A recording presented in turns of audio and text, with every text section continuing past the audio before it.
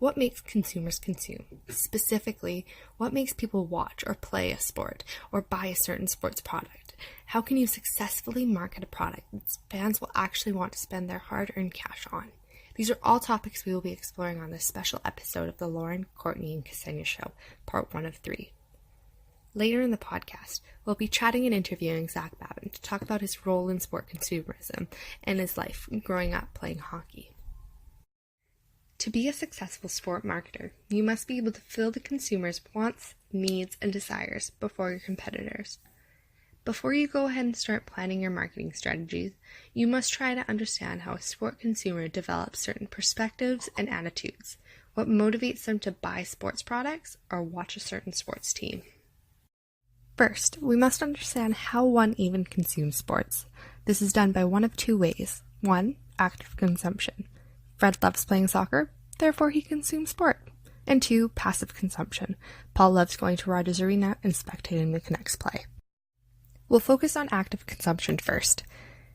3 common motives people like Fred face while actively consuming and participating in sport include achievement motivation, mastery motivation, and social motivation. To fully understand these, let's paint a picture of Fred's life in sport. First, achievement motivation.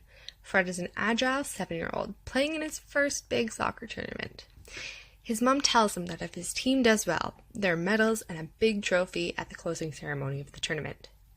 Fred becomes so motivated that while playing in his first game, he scores 3 goals in the first half.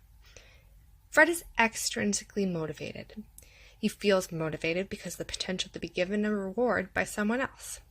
This trophy is a display of Fred's achievements. Second is mastery motivation. Fred is now 16, he's training with the soccer academy. Fred is focused on training and developing his skills. He trains with high-level coaches 4 times a week, and he practices on his own for 1 hour every day. Unlike when he was a child, Fred is intrinsically motivated. He is motivated by the potential of mastering a skill or completing a personal challenge. Fred feels the mentoring and coaching he is receiving from the academy is helping him develop himself. And finally, we have social motivation. Fred is now getting old. 40 years and 2 knee surgeries later, his body doesn't work like it used to. He participates in soccer now for the social aspect of it. He goes to practice to catch up with old friends. He has fun on the field, laughing and joking with his friends. Winning, losing, skill doesn't really matter anymore to Fred. He's all about social interaction. Now, of course, the 3 motivations aren't limited to ages. You can be 70 and be motivated by mastering a skill. You can be 5 and be motivated by going to soccer and playing with your friends. It's all subjective, and these were just examples to try and paint a clearer picture of what 3 common motives of actively consuming and participating in sport could be. From a sports marketing point of view, Fred has certain perceptions regarding sports products. His decision to go out and buy a certain pair of cleats could be based on several different perceptions. His need for cleats isn't the only motivating factor in going out and buying Adidas cleats instead of the Nike ones. His perceptions of the brands play a large role in his purchases.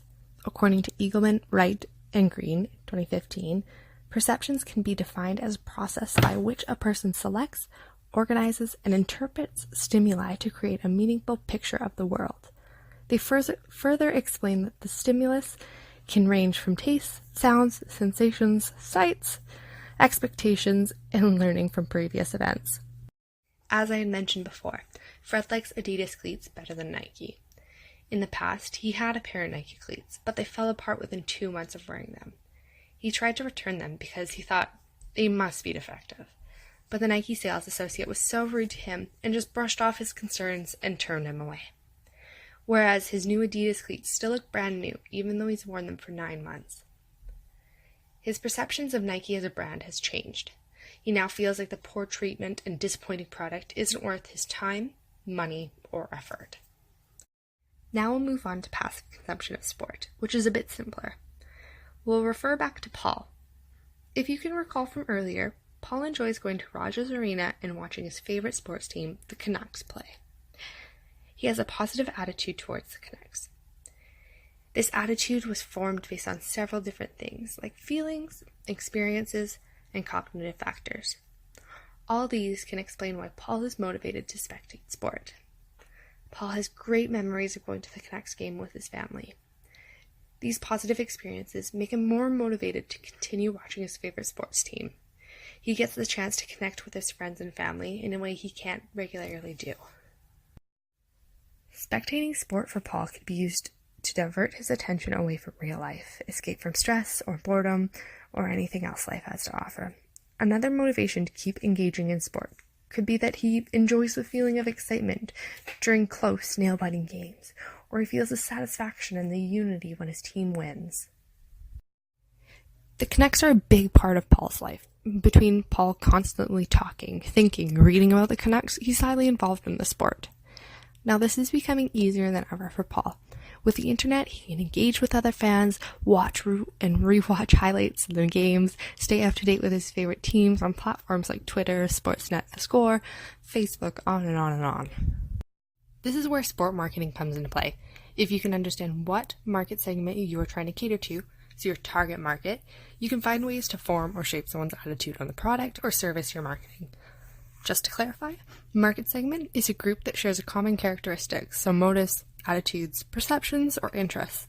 And your target segment is the selected market segment you are looking to sell to. So in the case of Paul, your market segment would be people who watch hockey, and your target segment would be people who enjoy watching the Canucks.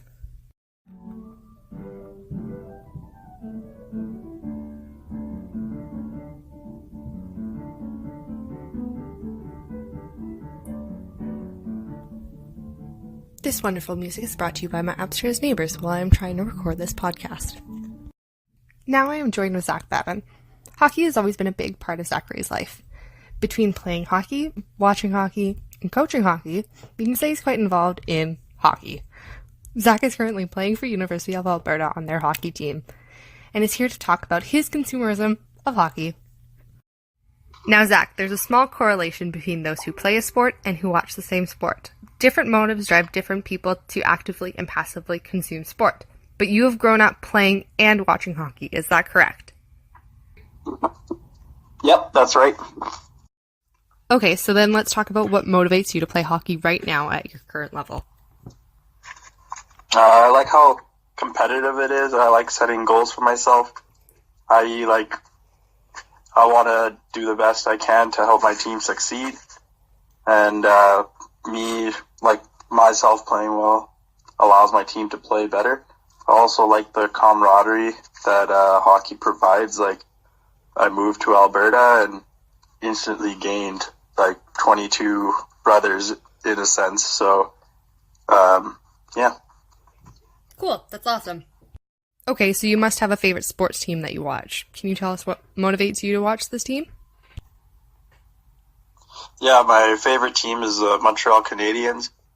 Pretty much what motivates me to kind of keep watching them is it was something that me and my dad always watched when I was growing up. So kind of grew up as my favorite team, and it's kind of like it's always been my favorite team and always will be my favorite team just because I can watch it with my dad, and it brings back those memories.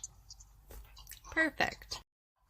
And finally, do you think that hockey will continue to play a big role in your life?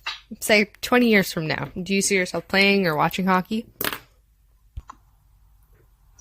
Yeah, I mean, hockey has always been a part of my life, so I don't see my life ever not having hockey in it. I mean, I'll always watch it, and I mean, if injuries don't stop me from playing, I'll always continue to play. Wonderful. We're so glad to hear that you're so dedicated to your sport. And again, thank you for your time, and thank you for coming on our show. Anytime. Thanks for having me. Okay, so our podcast part 1 of 3 is now coming to a close. I hope you've learned a little something about sport consumerism, and hopefully you can apply it to your sports marketing career. Make sure you listen to part 2 and 3 of the Lauren, Courtney, and Aksenia show. Thank you for listening.